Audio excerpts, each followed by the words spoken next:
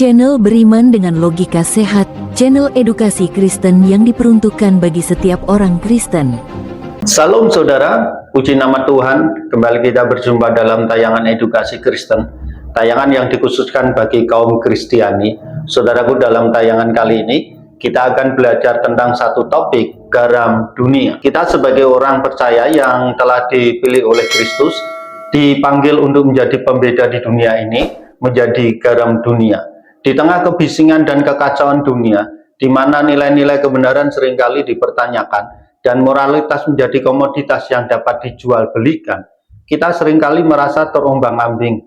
Kehidupan majemuk menawarkan berbagai pilihan, namun juga bisa membuat kita kehilangan arah. Pada masa seperti inilah kita butuh jangkar, sebuah pondasi yang kokoh untuk pijakan. Lebih dari 2000 tahun yang lalu, di sebuah bukit di Galilea, Kristus Yesus menyampaikan sebuah khotbah yang mengubah cara pandang dunia. Khotbah ini bukan sekadar rangkaian ajaran etika, melainkan sebuah pewahyuan tentang identitas dan panggilan bagi mereka yang memilih untuk mengikuti Kristus. Di tengah masyarakat yang sama-sama majemuk dan penuh intrik, di mana orang-orang mengharapkan Mesias menjadi pemimpin revolusi politik, Kristus justru mulai dengan sebuah revolusi spiritual. Ia tidak berbicara tentang pedang atau kekuasaan duniawi, melainkan hati yang hancur, tentang kelembutan, dan tentang rasa lapar akan kebenaran. Khotbah di bukit yang tercatat di dalam Injil Matius pasal 5 bukanlah daftar aturan yang membebani. Sebaliknya, khotbah tersebut adalah panggilan untuk menjadi pribadi yang berbeda, untuk menjalani hidup yang memiliki makna lebih dalam dari sekadar mengikuti arus. Ini adalah cetak biru menjadi garam dan terang dunia di tengah-tengah dunia yang mulai hambar dan gelap. Ini adalah ajakan untuk berperilaku dengan cara mencerminkan karakter Kristus. Bahkan ketika dunia sekitar kita memilih untuk berperilaku sebaliknya. Lalu, seberapa pentingnya ajakan Tuhan Yesus kepada para pengikutnya untuk menjadi garam dunia? Kristus mengajak kita semua untuk menjadi pembeda di antara kumpulan orang-orang yang terbawa arus kemerosotan moral. Dalam Perjanjian Baru, garam digambarkan dengan sesuatu yang baik, seperti ucapan yang dikatakan oleh Kristus, "Kamulah garam dunia," Matius pasal 5 ayat 13. Supaya kita menjadi pembeda, ada beberapa hal berikut ini yang akan saya sampaikan. Apa saja yang harus menjadi pembeda dalam kehidupan kita? Kita bukan hanya menjadi pemberi rasa ataupun pengawet dalam kehidupan yang penuh dengan cerminan karakter Kristus, tetapi ada hal berikut yang ingin saya sampaikan. Yang pertama, saudara, kita akan menjadi penyuci dan pentahhir kondisi dunia yang mulai rusak akibat dosa. Garam melambangkan penyucian. Saat penduduk Yeriko mendatangi Nabi Elisa dan melaporkan bahwa air kota itu tidak baik serta mengakibatkan keguguran bayi, Elisa menaburkan garam sehingga dikatakan, "Demikianlah air itu menjadi sehat sampai hari ini sesuai firman yang telah disampaikan Nabi Elisa."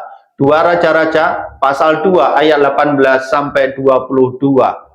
Kita harus mampu melahirkan kondisi dunia yang mulai menggugurkan banyak generasi baru yang nantinya akan menjadi penerus bangsa ini. Jangan sampai generasi yang belum bertumbuh ini tercemar karena mengalami kerusakan pada awal-awal kelahiran mereka semua. Yang kedua, saudara, kita harus menjadi kekuatan yang mematahkan kuasa kegelapan. Ketika seorang bayi baru lahir, ada juga tindakan yang berhubungan dengan garam yang dikenakan pada bayi itu, yaitu menggosok bayi yang baru lahir itu dengan garam. Yeskiel pasal 16 ayat 4. Tindakan menggosok bayi yang baru lahir dengan garam dipahami sebagai tindakan medis yang bertujuan membersihkan dan menguatkan kulit bayi. Namun ada juga yang menafsirkan tindakan menggosok bayi dengan garam sebagai simbol mengusir roh-roh jahat dan setan dari diri bayi yang baru lahir. Tindakan ini terus dilakukan di Timur Tengah modern sekarang, utamanya oleh ibu-ibu Arab, dengan tujuan supaya kuasa-kuasa yang terus-menerus mengintimidasi dari bayi-bayi yang baru lahir itu bisa dipatahkan. Saudaraku, dalam kehidupan kita ada kuasa-kuasa kegelapan yang terus-menerus mengintimidasi kita siang dan malam, bahkan tak kenal lelah. Adalah kuasa kegelapan yang tak kasat nampak mata. kita harus senantiasa disadarkan bahwa hidup kita disekelilingi oleh kuasa tersebut. Untuk menjadi garam dunia, kita harus mampu mematahkan kuasa tersebut dengan menjaga komitmen kita sebagai bagian umat yang dihisapkan dalam perjanjian kekal Allah. Kata garam muncul sebanyak 8 kali dalam kitab perjanjian baru. Jika dalam Imamat pasal 2 ayat 13, garam adalah sesuatu yang dibubuhkan dalam setiap persembahan untuk melambangkan perjanjian abadi dengan Allah. Dalam perjanjian baru, garam mewakili para murid yang menerima panggilan dari Kristus untuk menjadi garam dunia. Matius pasal 5 ayat 13. Mereka diminta untuk selalu mempunyai garam dalam diri mereka. Markus pasal 9 ayat 50. Dan tidak hambar dari garam tersebut. Lukas pasal 14 ayat 34. Sebab setiap orang yang digarami dengan api, yaitu ia harus melewati segala ujian, sehingga apa yang tidak sesuai dengan kehendak Allah dalam dirinya akan dimurnikan. Api itu sendiri yang akan menguji kualitas pekerjaan setiap orang. 1 Korintus pasal 3 ayat 13. Pada akhirnya, biarlah perkataanmu selalu penuh kasih, dibubuhi dengan garam, supaya kamu tahu bagaimana seharusnya menjawab setiap orang. Itulah saudara, kita dipanggil untuk menjadi orang-orang yang mampu mengalahkan kuasa-kuasa yang mengintimidasi kita siang dan malam, dengan cara kita hidup tunduk dan dimurnikan dalam kuasa ilahi. Yang ketiga saudara, kita diperkenankan untuk mempersembahkan hidup kita, mempersembahkan segenap hidup dalam persembahan yang harum bagi Kristus. Dalam kitab Imamat, kata Ibrani melah untuk garam muncul hanya dalam Imamat pasal 2 ayat 13. Apa yang mengejutkan dalam ayat ini adalah saran untuk membubuhi garam, bukan hanya dalam korban sajian, tetapi juga dalam setiap persembahanmu. Suatu penjelasan yang tidak pernah disebut dalam ritual persembahan yang muncul dalam Imamat, baik itu pasal 1, pasal 3, sampai dengan pasal 17. Kemungkinan hal ini adalah suatu tambahan yang muncul kemudian, meskipun tidak dapat dipastikan kapan bahwa membubuhi garam diadopsi, karena ditemukan juga perintah menabur garam untuk korban bakaran dalam Yehezkiel pasal 43 ayat 24. Istilah minha muncul dalam Septuaginta dengan istilah tusia yang diterjemahkan sebagai kurban dalam perjanjian baru.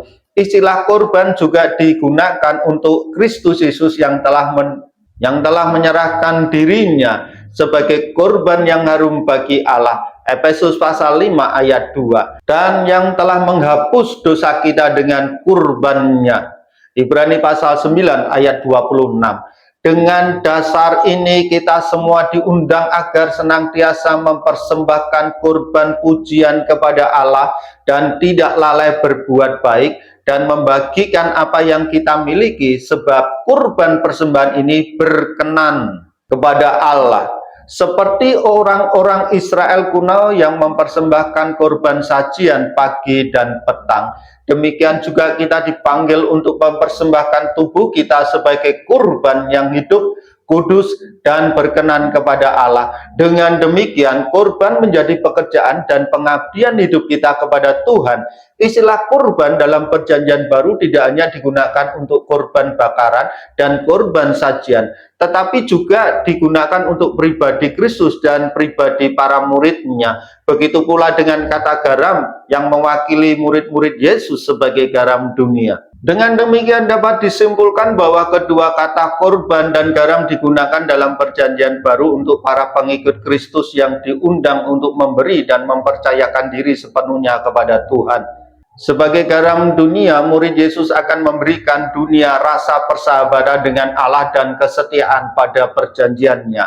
Nilai-nilai ini tidak pernah ketinggalan zaman dan merusak budaya, melainkan meningkatkan karakteristik positif budaya tersebut dan melindunginya dari penyimpangan, di mana garam persahabatan dengan Allah dan kesetiaan pada Allah mulai memudar. Maka kehadiran murid Kristus menjadi semakin dibutuhkan. Panggilan untuk menjadi garam jarang mendapat pujian dan rasa syukur dari pihak dunia, tetapi murid Kristus tidak mengukur kebaikan tindakannya berdasarkan pendapat dunia, melainkan pada hak istimewanya membawa rekonsiliasi dan hikmat Allah. Walaupun garam diperlukan untuk kebaikan makanan, tetapi setelah makan orang tidak akan berseru, "Oh, betapa baiknya garam itu." Orang Kristen mengasihi semua orang, tetapi mereka menganiayanya. Dihukum karena tidak dipahami. Mereka dihukum mati, tetapi dibangkitkan kembali. Mereka hidup dalam kemiskinan, tetapi memperkaya banyak orang. Mereka benar-benar melarat, tetapi memiliki segala sesuatu yang berlimpah. Mereka menderita penghinaan, tetapi itulah kemuliaan mereka. Mereka difitnah, tetapi dibenarkan. Mereka memberi berkat adalah jawaban mereka terhadap pelecehan. Rasa hormat adalah tanggapan mereka terhadap penghinaan. Untuk kebaikan yang mereka lakukan, mereka menerima hukuman dari para penjahat, tetapi mereka tetap bersuka cita seolah-olah menerima hadiah kehidupan. Sebagai murid Kristus, pengikut Kristus, marilah kita mempersembahkan diri kita setiap harinya sebagai korban dengan hidup sesuai panggilan menjadi garam dunia. Di tengah-tengah kekacauan dan moralitas dunia yang semakin menurun adanya, kita harus tetap berdiri teguh sebagai garam dunia.